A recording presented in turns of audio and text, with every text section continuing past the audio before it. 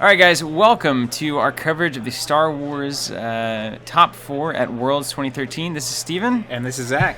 And we're going to give the rundown on what's going on up here. We have Matt Coles on the right playing against Nathan Ferraro on the left. Looks like a pretty standard yellow deck over there with Rebels splashed in and then Navy Sith, so we can expect a little Sith control here. Zach, welcome to the commentary seat. It's always good to have you here. What do you make of this so far? It looks like Matt has 2 Council of the Sith out, which is humongous. I don't know that I've ever seen Darkseid lose when they start with 2 of those objectives. Nice. It looks like Matt, who is the North American champion, won Gen Con this year, is running the same decks he was running back at Gen Con, are very similar. Looks like Sith Control. We'll see what he does on the light side. And like you said, he's running up against a Rebel Smuggler deck. Sleuths. Cross the Anduit, raise the stakes, prepare for evacuation. Pretty solid setup. Looks like Matt got a resource and 2 units out, both 2 cost or less, which is important for blocking the sleuths and the blockade runners. So I imagine we'll see a sleuth here, and we'll see what happens. So what is the ultimate strategy for dealing with Sleuth Scouts? This seems to be a card, just a theme. Sleuth Scout, blockade runner, cross the Anduit, these kinds of objectives that are just crazy synergistic, swindle on top of the mix. How do you, as a Darkseid player, even prepare for that? Even the 2 cost or less guys, coming in to do things, I've not seen be terribly reliable in this kind of a thing. But you've been saying that Darkseid was ahead on the day at Worlds. So what was it that really shifted the tide away from sleuths and towards the Sith control? There's a lot of things here. One, you answer your first question, how do you prepare for it? You have to run 2 cost units, and that's usually the units you see on the board. You see Stormtroopers, preferably 2 cost units that have 2 unit damage, and there's quite a few options. But you definitely want to have that out so you can at least block. And again, the problem is they have Rebel Assault, and there's that first sleuth coming out. Yep. But the main weakness of the deck really is in the draw. So you have to draw the units, but you also have to draw the objectives. And it happens more times than not that you get at least one of cross the Anduit to raise the stakes.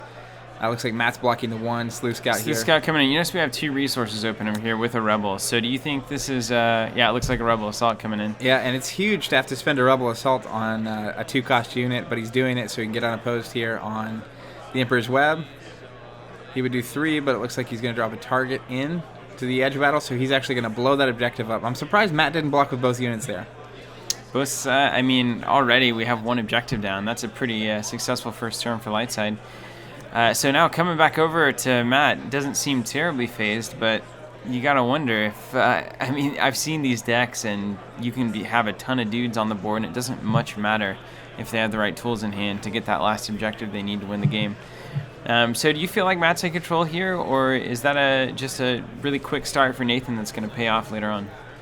We'll see. It's a strong start for the light side, but if Matt here can turn off raise the stakes, the light side's completely locked down. Potentially blow up across the end. We'll see what Matt ends up playing. I don't know if he can get the objective damage out to do it, but he can definitely. That's a good card. That's what you want. That's a targeted strike. If you play a card in the edge battle, you get targeted strike and an extra unit damage. So. Looks like Matt drops a 1 cost unit, which is going to be good for defense, and the TIE Attack Squadron, which is probably going to destroy that sleuth. That's the way to do it. This single card, it seems like, on the dark side, is the way to destroy these kind of sleuth builds. To come back on your defensive turn and just take out whatever they used and keep them poor. Only 4 resources open. These decks usually don't play out a lot of resources for a long-term game. So that TIE Attack Squadron, I think Matt was the first one to really, that group was the first to really blow that one out of the water at Gen Con. So I'm glad to see that it's still effective in what it's doing. It's such an insane card, and you're right. At Gen Con, he used that to great effect, and it caught almost everyone off guard. It can just remove units off the board so easily. But yeah, Matt's not in a bad position here. Obviously, the light side has an objective gone already. But 4 damage on race the stakes, that's exactly what you want. If you blow it up, they may get something like another across the Anduit or another race the stakes. So you want it to sit at 4 until you're ready to win the game. Yeah. And you got 2 damage on across the Anduit, kind of making that easy. And another problem with the sleuths, like you said about the resource plane, is you tend to not have too much out, and when you put stuff out, you attack with it. Mm-hmm. So you aren't really that great on defense. And that works until the Death Star gets to run 6 or 7. And if you leave yourself wide open, they can win the game easy. Yeah, I've seen it happen for sure. So the dark side's maybe the best counter, which actually plays into the tournament rules, is to destroy some objectives on that light side. Usually we're used to kind of sitting back as the dark side, but playing a little more aggressively seems to be playing in Matt's favor here, and it seems to be the thing that the dark side was able to do at Gen Con, to really turn the tide against these quick early light side decks. Yeah, and I think the tiebreakers are so important to mention here, because if both players lose to the light side, and so if dark side is actually stronger, which I believe is the case at the moment, but if both players lose his light side, the determining factor of who goes on is whoever destroyed more total objectives across both games. So if we both lose the light side, but you destroyed 4 objectives as dark side or 3 objectives, that could put you into the finals here. Yeah, and that's big. That's very big. So destroying it, I like that it incentivizes the dark side actually playing a bit more aggressively. And those 2 counts of the Siths, just noticing yet again when Matt drew those 2 cards, just fantastic at keeping your opponent from winning an edge battle. It makes me a little nervous that there's only one 2-cost unit there to defend. So, a couple of Y-Wings or something coming out here could do some damage. Or even just another Sleuth or a Blockade Runner or anything like that. There's a Renegade Squadron. And talk about Vehicle Protect being that's huge. A big thing in the game right now. This to me looks like a poor draw. Smuggling Compartment and Astromech Droid upgrade. So he's got 1 unit, 2 health. If Mac has a heat of battle here and is able to actually attack, this could be not good. Smuggling Compartment doing some work there. And I have a feeling this unit's just going to die hard to that TIE Attack Squadron next turn. Yeah, and again, Matt turned off Raise the Stakes. So he's only benefiting here from across the Anduit.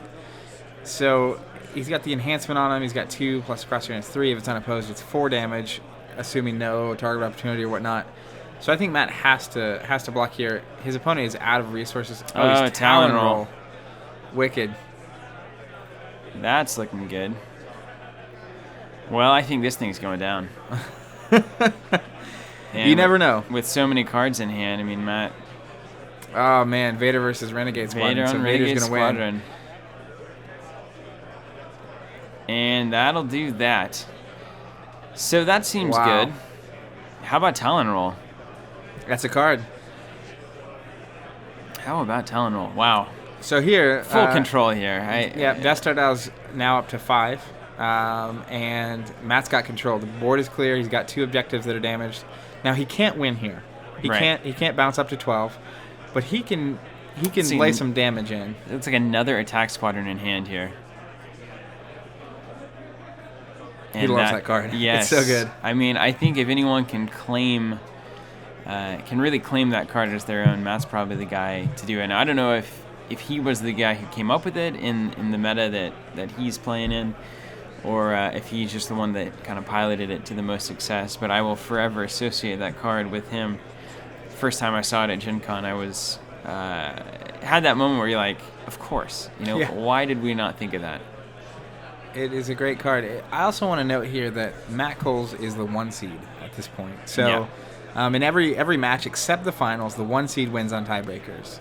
So it's going to be important here. If he can stop his opponent, if he can stop Nathan from destroying any more objectives, and he can get 3 here, he's got a serious advantage going to the next game. All he would need to do at that point is destroy a single objective.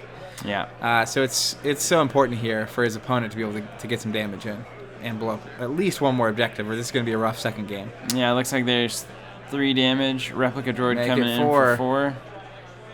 Man. So Matt is basically saying that this next turn is the light side player's last turn. Yeah. Like, you have to do it or you're going home. And I wonder, is he going to put any more on that Annuit? Looks like he might just pass it. Yeah, he's passing. Yeah, passing and drawing 2 from the Council of the Sith, the card that I remember the least during games. And it is just the worst to look down and realize that I should have drawn is 2 to 1 card every turn, and you're in an edge battle and you're like, man, I should have 1 more card.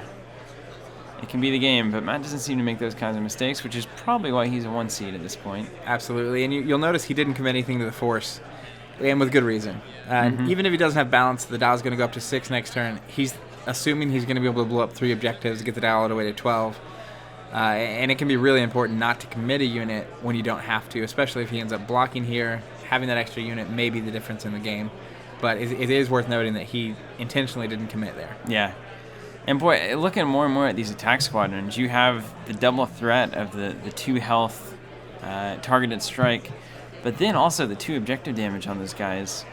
They really just fit the bill for about anything you need. Especially with Talon Roll. Wow. If you're in a Talon Roll, I mean, you get 2 targeted strikes with 2 damage. You get 4 objective damage. It's absurd for 3, and it's a non-unique unit, so you don't ever clog up your draw. Fantastic unit. I'm consistently impressed by people's ability to think of the game in a way that makes new decisions and new decks in the meta. And even just a single objective change that is a different deck. Wow. Looks like he tried to cloud the operative onto the TIE attack squadron, but the operative says has to go to a unit that costs 2 or less. So he actually can't move it from the squadron or the replica droid to the squadron. There you go. And That's leaving an interesting choice. Leaving that squadron up. I guess just really wanting to take advantage. I'm not sure. And back to Matt. Yeah, this one's over, huh? I think so. At this point, Nathan's decided to play defense, and he's got a tactics icon, so there's potential there. Maybe he can do the some best things. shot he has. Yeah. Yeah. It's going to be rough, though, even if he can play defense here successfully, which I'm not sure he can. You know, if Matt just attacks the objective with 1 health left with the TIE attack squadron, or 2 TIE attack squadrons, just to know that he can, get the objective and clear the opponent's units no matter what happens. He's kind of got an easy decision walk to the victory process, at that point. Yeah, he's got so much damage on the board. At that point, it's just almost a gimme. I say drawn into a force choke there. Often not the best against these decks, but could help against that operative. Wouldn't it be nice to see Vader here? That's 5. I may have just called that. There's Vader. I didn't even see him. That's great. And force choke's going to pretty much end this game. Yep.